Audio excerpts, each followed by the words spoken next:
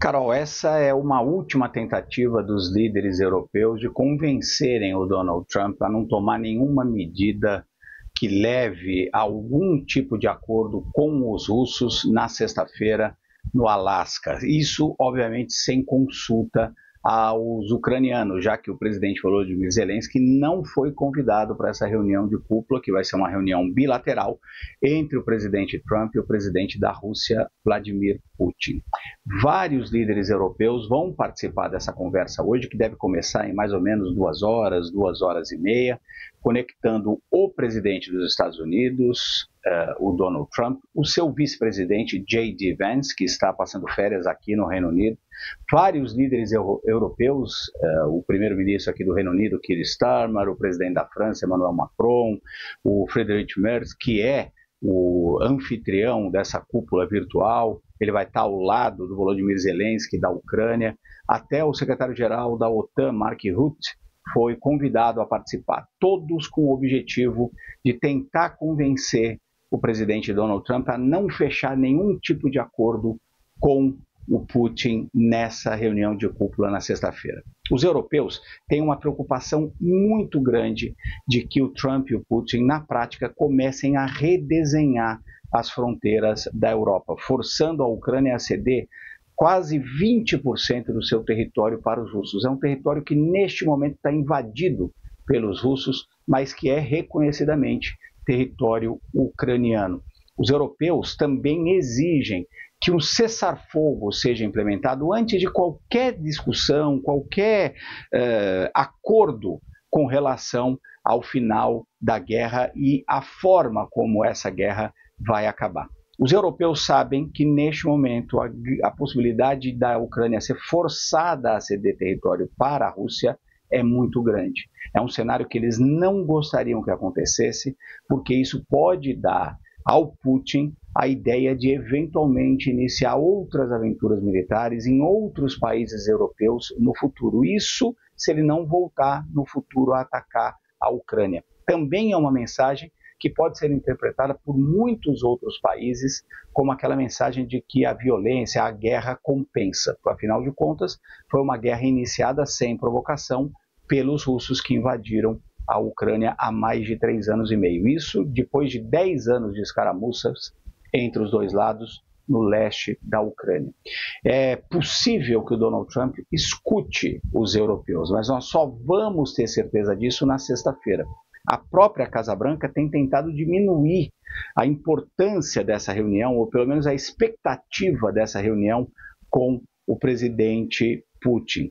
Assessores da Casa Branca e o próprio Donald Trump disseram que vai ser uma reunião para ele escutar. Ele vai escutar o que o Putin tem a dizer e se a Rússia de fato estaria comprometida a chegar num acordo de paz. Mas o próprio Trump já disse que é muito provável que aconteçam trocas de território, trocas de terra entre os dois lados. A Ucrânia diz que não tem condições de aceitar, obviamente, a entrega do seu próprio território para os russos. Menos ainda se o presidente Volodymyr Zelensky não for escutado, se ele não participar dessas negociações. O grande temor dos europeus é que na sexta-feira o Trump e o Putin cheguem num acordo pelo menos preliminar para encerrar a guerra que contemple essas demandas territoriais da Rússia. É isso, basicamente, que os europeus vão tentar evitar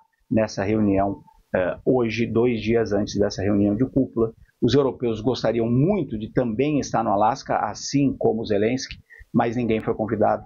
Vai ser uma reunião bilateral e eles querem fornecer o maior número de dados possíveis para o Trump eventualmente resistir a qualquer pressão ou qualquer encanto diplomático do Putin, que certamente vai querer encerrar essa guerra da forma que mais interessar aos russos. É uma reunião muito importante essa que acontece hoje, Carol.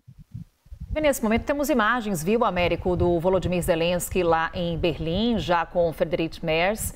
A cúpula deve começar às 10 horas da manhã, horário de Brasília. A gente vai com a imagem também com mais análise aqui do Américo Martins sobre a chegada de Volodymyr Zelensky, presidente da Ucrânia, a Berlim, as várias mensagens que essa cúpula vai trazer para o mundo com relação a esse conflito. A mensagem que a Europa passa também, Américo, para Donald Trump é: olha, a Ucrânia não está sozinha na resistência a condições que possam ser desfavoráveis a um cessar-fogo, ao fim da guerra, nessas negociações entre Trump e Vladimir Putin. Então, se há uma condição desfavorável, porque as condições impostas por Vladimir Putin são desfavoráveis aos ucranianos, a Ucrânia não estará sozinha nessa resistência ao que for imposto pelo líder russo. Várias mensagens que podem vir a partir desse encontro, lembrando que havia, na semana passada, um ultimato por parte de Donald Trump para que o Vladimir Putin fosse fim à guerra. Exato, Carol. Essa é uma grande preocupação dos europeus, essas idas e vindas do Donald Trump. Logo no início ele disse que conseguiria resolver a guerra em um dia. Obviamente não tinha a menor condição disso acontecer. Aí ele começou a pressionar a Ucrânia, quase responsabilizando a Ucrânia pela invasão do próprio país, dizendo que era a resistência ucraniana que acabava dando fôlego à guerra. Depois ele começou a ter reuniões com o Vladimir Putin. Ele teve pelo menos 5 ligações diretas, telefônicas, com o Putin. Em cada uma dessas ligações, ele pediu ao líder russo para tentar considerar a paz e diminuir a carnificina na Ucrânia. Como resposta, nos dias seguintes a cada uma dessas 5 ligações, a Rússia atacou ainda mais a Ucrânia. Aí o Trump mudou de opinião. Eu converso com o Putin, ele não chega, ele promete muitas coisas, na prática ele continua com essa guerra, continua matando muita gente. Aí ele começou a pressionar a Rússia.